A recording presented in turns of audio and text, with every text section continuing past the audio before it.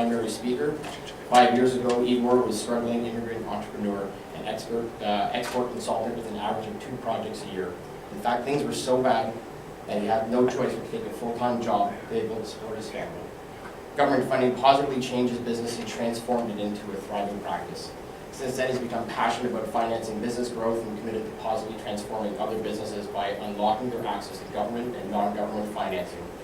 There's so many sad stories from Canadian government, from businesses and organizations with inadequate funding or no funding at all. Igor decided to educate and help business owners, senior executives, and employees to grow by leveraging the variety of funding options offered by the Canadian financial sector. Igor has been married for 12 years and is a father of 2 boys. His passion is helping businesses and organizations grow to ensure that the next generation of Canadians will enjoy the standards of living and prosperity Canada offers today. Igor. Thank you. All right. Everyone who's regarding money, say yes. Yes. Yeah. There we go. No, excuse me. No, that was just make this presentation a little bit fun. But I hope it will be informative for you. So, and you already kind of got my biography in the introduction. So now I guess you understand why the guy with the Eastern European accent, what the guy with the Eastern European accent has to do with writing in English and specifically government grant application. By the way, my first government application was my immigration form. So this is when I first got in front of, got experience with filling Canadian government forms. It was a big one, but in the end it was successful. So nowadays, by the way, I have a team of writers. So I used to write on my own, but now I have a team of writers, editors, proofreaders. So all of these people work hard to make sure that the applications are written at highest possible standard, and also that the chances of those applications being approved are high. Right? So let's start with the overview of what the government grants are about and what type of government funding is available out there. So when we talk about government funding, there are 3 major types. Government grants, we'll talk about them for the most part tonight. There are also government loans and tax credits. So government grants are non-repayable contributions, so you don't have to pay them back. It's important to know that the grants are not available just because, you exist, your business exists. The grants are only available for certain purposes, and skills training may be one of those purposes, hiring may be one of those purposes, but you have to have certain goal, certain project that is outside your normal course of operations. Government loan is the form of government financing that you have to pay back. However, there's no interest at all, not even the primary Bank of Canada rate. So it's very beneficial for larger projects. It's not available for small projects, so typically it's available for large-scale expansions, plant expansions, business expansions. So for example, when Amazon will come here to Toronto, hopefully, they didn't qualify to get the grant, to get the loan from the government. It will be a large-scale project, multi-million-dollar project, and because the government is interested to attract big businesses, they have a chance to get the loan. The tax credits are also non-repayable. However, the difference between the grants and the tax credits is that the tax credits are retroactive, which means that you have to first complete your project and then apply for a tax credit. And then if your tax credit application is approved, you get the funding. But again, it has to be done after your project is completed or at least once a year. Make sense? Good. Now, word of cautious. When applying for the government grant, it's very important that you have to be patient and wait for approval before you can start your project. So you cannot, let's say training, you cannot start training and you cannot pay your trainer before you secure that approval. Because it's just the way the government works. They for some reason think that if you put the deposit down for, let's say, your training or a piece of machinery, For some reason, they think that you don't need government money. It's an absurd. We just have to play by the rules, and the rules are what I just explained you. It doesn't obviously apply to the tax credits. The tax credits are retroactive, so you spend money first, and then you apply for the tax credit. But our topic today is grants, so let's talk about them. Before we talk details about the grants, let me just bust some myths and misconceptions that I've constantly facing for the past over 5 years when I'm in this business. So let's maybe play a game a little bit. Number one, only large companies can apply for grants. So true or false? So who's for true? Raise your hand. You don't believe me? Right. Yeah, it's actually quite simple. No, in fact, many large companies don't qualify. Most of the grants are designed to help small and medium-sized businesses, and large companies are not eligible at all. Number two, we have to submit our financial statements along with grant application. Yes? False. Kind of yes and no.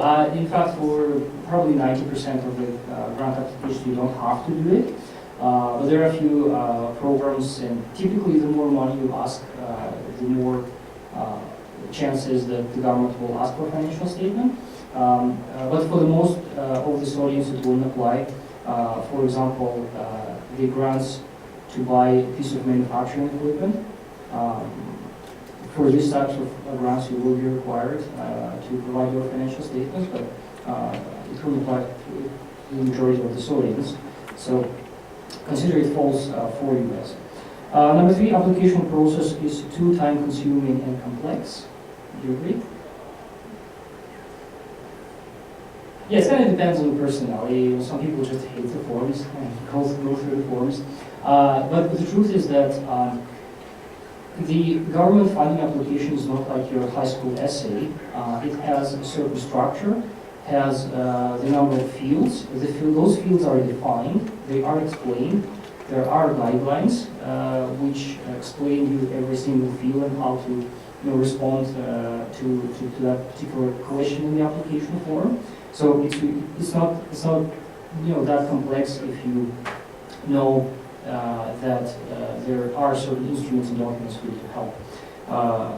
With regards to the time consuming, based on our experience tells us that if you cannot organize, then you're never going to get the application done. So to write the application, you have to really isolate yourself, lock yourself in the room, turn off your cell phone, turn off your email, everything, and just sit there and don't leave your room until the job is done. Okay? That's just a tip for you if you decide to do it on your own. Just lock yourself and turn everything off, all the distractions. Please. Question though, Absolutely. but if we use your services, what percentage of administration will these attendees have to do? Yeah, we'll get to that, but it's roughly 80% of all the time that it takes to write the applications we can offset. So we save 80% of your time. Right, number four, we can't apply because we have no employees. True or false? False. Why? What if you apply for a hiring grant to hire the employee? You don't have employees yet, but you could apply for a hiring grant and help for the government to help you to hire that employee. Number five, we can't apply because we showed a loss last year, so it's pretty much C number two. It's the same concept. If you don't need to show your financial statement, the government will not bother with figuring whether you have a loss or a profit. Number six, free money from the government is too good to be true. We heard that from Tracy before. So this is the common misconception. I can only say that people can continue to think this way, but look, every year the government publishes the list of hundreds and thousands of Canadian companies that took advantage of the government funding. And while some people keep thinking this way, their competitors are taking advantage of the grants. So I hope, and I know you are not one of those people because you are here and you want to learn more about government funding. So I'm comfortable that you don't think this way. We can't use multiple government programs to fund our project, yes or no? Let's say you have a training program, and let's say there are two, three grants for training. Can you use them at the same time to fund one training? Yeah, I see some. Yeah, yes, you can. There is, however, a so-called stacking rule. It's important to follow the rules and make sure that you do not exceed the maximum cap that the government puts. Typically, that cap is 50%. So you cannot you can tap into multiple funding programs, but you cannot exceed. You cannot draw more than 50% of your project cost out of say those 2 or 3 or whatever number of programs. For most of the programs, 50%. Okay, number 8 and 9 somewhat related. We can only apply for a specific program once, and the next one is we can only apply for a specific program once a previously approved project is completed. So it's obviously a false statement because there are many programs, hiring and training including, that you can apply for. So you're hiring and training one after another. Sometimes there are deadlines. We'll be talking about Canada Summer Jobs Program, and you can only apply for those programs during the application intake period. But those programs are, even though they are out there, so you have to know if there's a deadline. There's not too many of the programs like that. Most of them have open deadlines, so you can apply as long as there's funding.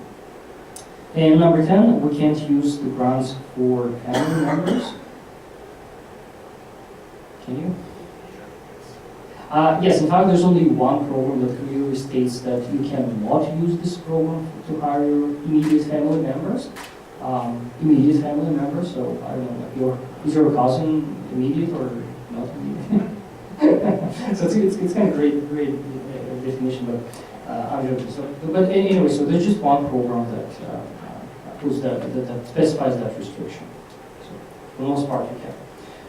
Any myths and questions maybe on on the government funding, especially if you guys haven't applied before.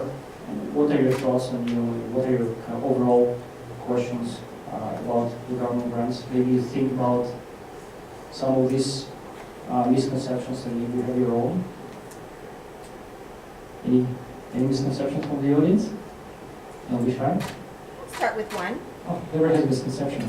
Yeah, so say I hire and go through the training grant process to hire and train an employee and I get the government funds, but I don't end up hiring them.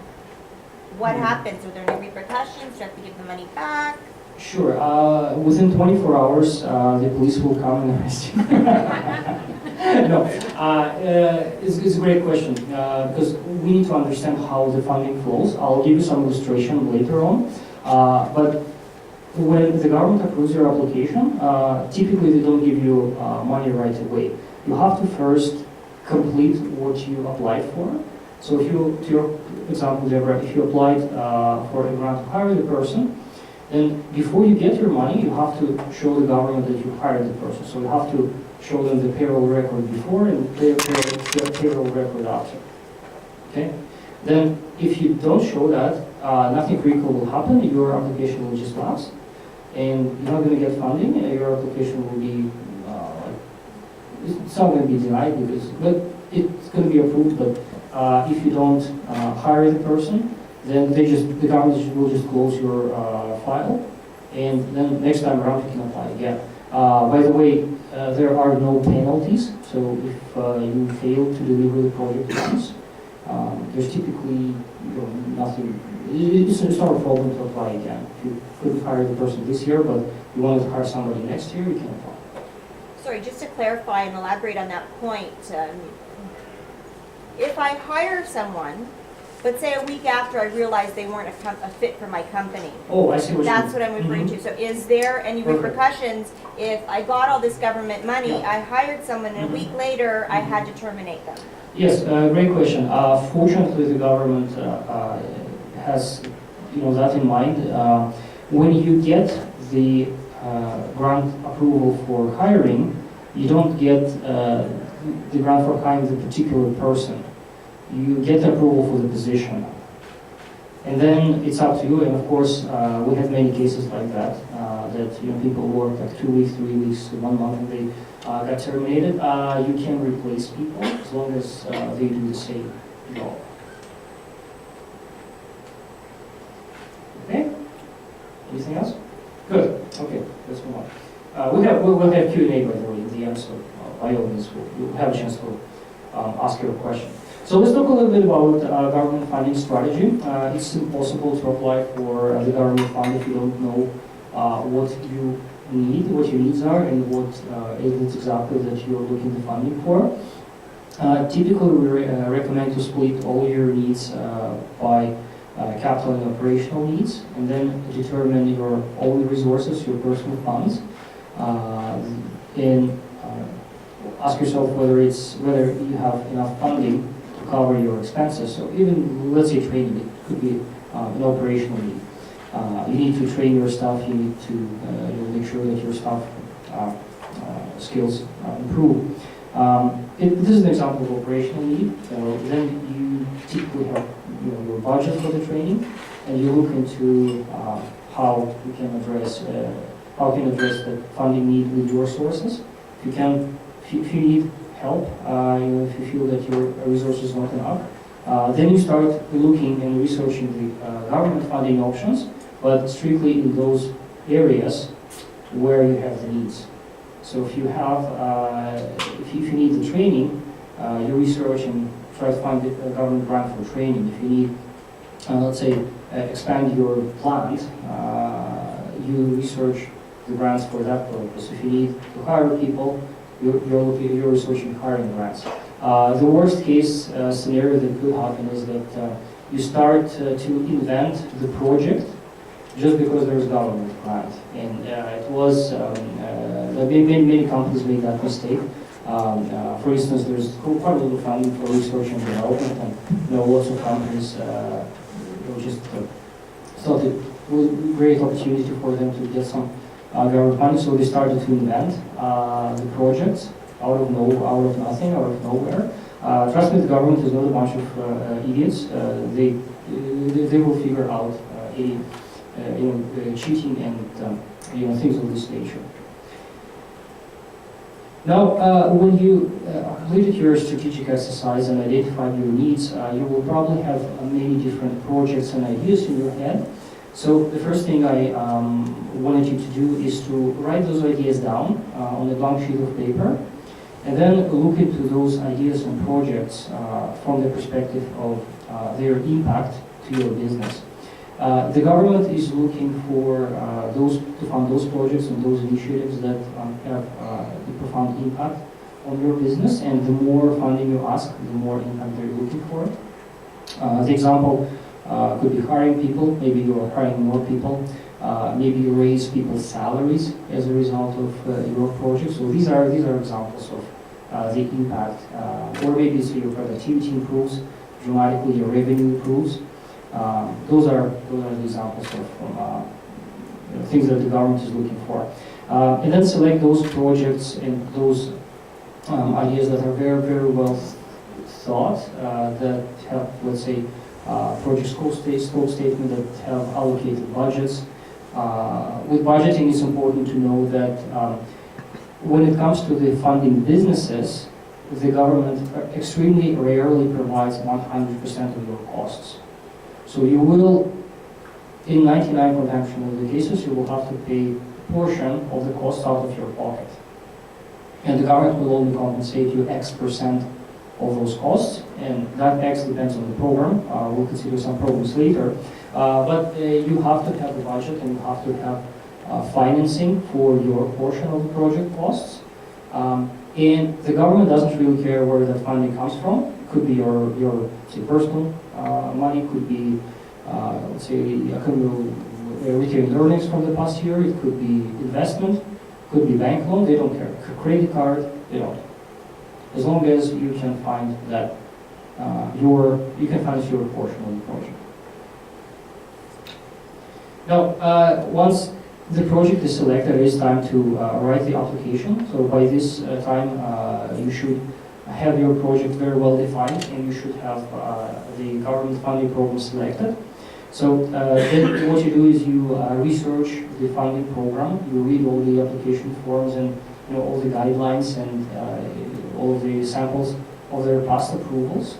They typically publish the list of companies that got approved.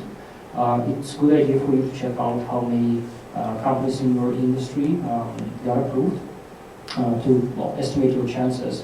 Also, it's a good idea to give a call to the funding organization and ask their opinion on your project, whether your project may qualify. So this is also, don't underestimate personal relationship. They are important, and if the funding organization knows you and they know your project and they like your project, then of course your chances of approval are much higher, even though you cannot directly influence the decision. Then the next important step is to get the commitment from your vendor. So let's take training grant as an example. In case if you apply for, say, Deborah's training, then you should ask her to provide the proposal that would outline the training plan, the goals, the objectives of the training schedule, budget, and all the information of this nature. This information will be the input to the application form, and in most of the cases, the government asks you to submit a copy of your vendor proposal along with your application. Of course, a vendor proposal doesn't apply if you are hiring people and applying for hiring grants, but if you are applying for any grants that involves a third party, you should have the proper vendor proposal ready. Okay?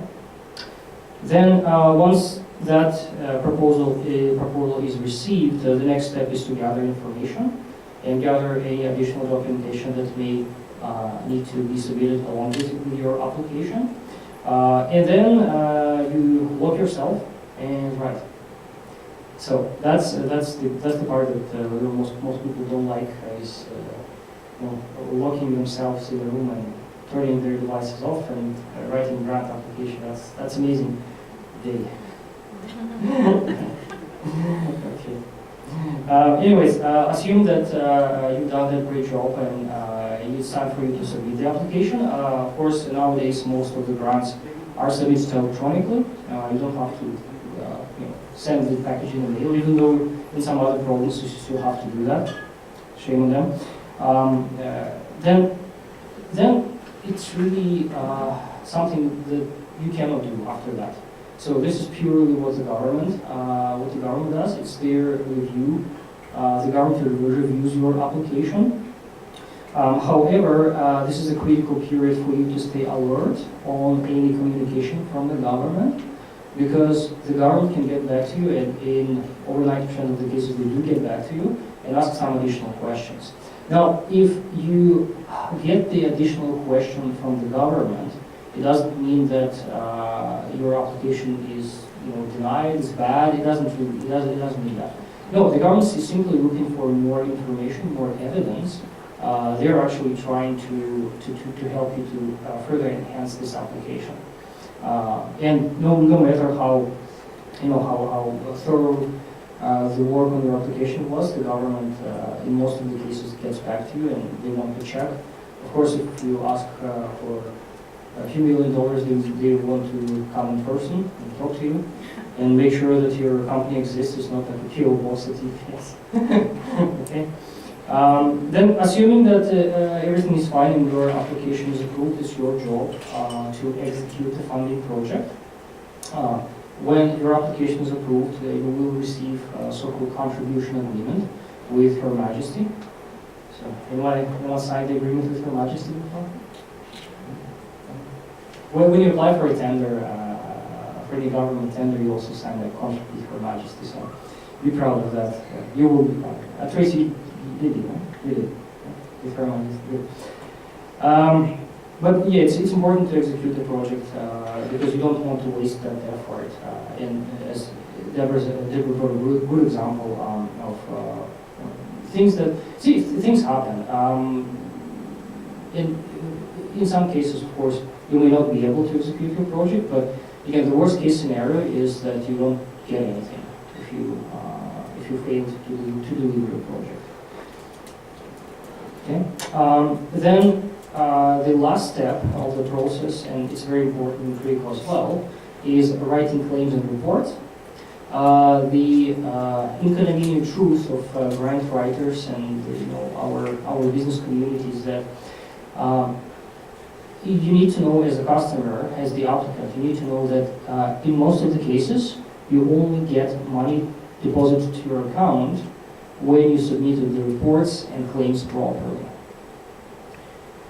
There are very few grants that give you money just right after approval. You have to execute your project, and in some cases in progress, and in other cases after the project is completed, you submit the reports and claims where you clearly demonstrate your achievement against the goals that you put in the application, and only when those conditions are met, and you can substantiate those achievements, only after that the government gives you money. Okay. Yes? Question. Sorry, I just from the process I know. So for me, sitting back here, and I'm not sure for the rest of you, it sounds quite onerous with the application process, that they have to do a lot of research, that they have to, sit in a room, lock the door, and write this proposal. When in fact, is it not true that the reality is that they really just need to make sure that they understand the projects that they want to be funded, and in fact a lot of the other work and the writing the report and claim is done by your company? Yeah, that's right. So definitely we can do that.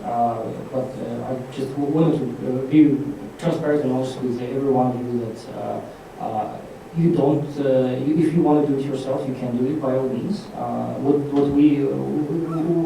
How we can help you is, we can offset about 8% of this process. And in fact, there's only those highlighted underlined areas that we cannot do. This is something that you will have to do. We cannot execute your project without you. But everything else we can offset, so it's about 80% of the work. Okay. Any other questions? Yes? What's the minimum and maximum grant allowable? Depends on the program. The smallest could be, let's say, a few $1,000s for hiring interns and students. The maximum can go all the way to 20 million for, say, large scale R&D commercialization, building next, solar, whatever, solar powered car. You're welcome. Okay, by the way, speaking of the solar powered car, let's look into what the government is looking for when they assess the application. They first of all look into the impact, and I mentioned that in the beginning. If you apply for the grant and it doesn't really result and produce anything for the government, they're not going to fund it. And you probably know that the federal budget is deficit and the Ontario budget is deficit. And in fact, today I heard that Ontario budget is even more deficit than the numbers showed. So why do you think with all this deficit there is government funding for businesses? I mean, are they out of mind? Are the government people out of mind, or what do you think? No, they're not. No, they're pretty smart folks actually. And the reason why there is government funding despite all the deficits is because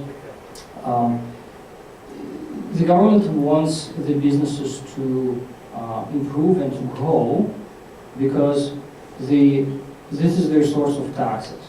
This is a source of government revenue. And that's why they give this money, to incentivize businesses to improve, so that they become more effective, so that they grow their sales. Because the more sales, the more people they hire, the more sales they make, the government gets more taxes, all the contributions that you pay for every person that you hire. So that's why every project that you apply has to have the impact. Be it the jobs or sales growth, or certain grants are focused on developing export sales. And that's why it's important to know to read the program guidelines and understand what the program is looking for before you apply. Now let's talk about the specific funding programs, and before that I just wanted to highlight the areas and the purposes that the government typically funds. These are skills training, hiring people. On the software side, there's currently no grant to buy the software, but there is a grant to buy to get software training. So you cannot pay for the licenses, but the government provides money for the training. Besides that, research and development, this is the big area of funding, probably the largest one in Canada. And then the business expansion, things like production equipment, things like plant expansion. They're mostly applicable to either manufacturers or technology firms. However, if there are some in your network, then you should spread the word and tell them that, tell your friends and partners that the funds are available for them to apply. And by the way, there is a whole separate section of funding for agri-food sector, starting from farms all the way to food and beverage manufacturers. Okay, now let's look into several programs, and I wanted to start with the grant that everybody can apply. So every industry, every size of the business, as long as that business is registered, could apply for Canada Ontario Job Grant. Of course, there are many nuances, but there are typically two cases when you apply for that grant. And this is, by the way, the grant for training. I have no idea why they call it Canada Job Grant, because it has nothing to do with job creation. Maybe it's not a hiring grant, it's a training grant. But it's a big one. It's been here since 2014. So it's a pretty established program, has the budget, even though there are some budget hiccups in their budget, but it's available. So there are two scenarios how you can apply and why you wanted to apply for this program. Number one is if you have existing employees and you want to train them. And number two is if you have the candidate that is a good person, but he or she's missing certain skills. And you are willing, as the prospective employer, you are willing to send that person for the training to then hire that person. So those are two scenarios. And in the first scenario, you have an opportunity to get 83% of the training costs, up to a maximum of $10,000. In the second scenario, where you end up hiring a new person and you increase your payroll, you have an opportunity to get 100% of the training cost, up to a maximum of $15,000. So this is how it works. It's a percentage up to a maximum. And the good thing is that the government doesn't dictate you what training to take, and we have a question. So the new hires, what happens if you took the employees, you put them through the training, at the end of the training you realize they're still not qualified for the job, or you don't want to proceed with that? What happens to the training cost? Are you still able to get the grant, or are you out of pocket now for the training? Well, in this case, it will unfortunately be out of your pocket. So you choose people wisely. In some cases, I would also recommend you to try to negotiate and maybe put another person through the training. But see, if you do that, the government could potentially be okay with that. However, your trainer, I don't think will be happy to work for free to train your second employee. So yeah, it's. So you would be out of pocket. Yeah, it will be out of pocket. Yes, correct. On the other hand, there will be no consequences to you, so we could apply for training another person. Because you haven't received money yet from the government. Well, what if it's like a 2 months training? You will receive the money in the beginning of the training start. Oh yeah, but and then they didn't complete the training, or you didn't hire them after the 2 months of the training. I see. Well, to be honest, it's not the standard situation. I would probably refrain from answering right away. To be honest, we just haven't had similar cases before. Yes, we had cases when people dropped out in the beginning, The government was willing to make some adjustments, and the base portion for whatever time the trainee was in fact enrolled for training. But this is not something that is written in the procedures. This is something that you will need to negotiate and figure out with the specific government agency. Yes. No problem. Okay. Sorry, I have a Yes. question. Can you apply for something that you already done, like retroactively? Unfortunately- So you already finished a program? No. But you didn't know? No. The only exception is research and development, and there are certain tax credits for research and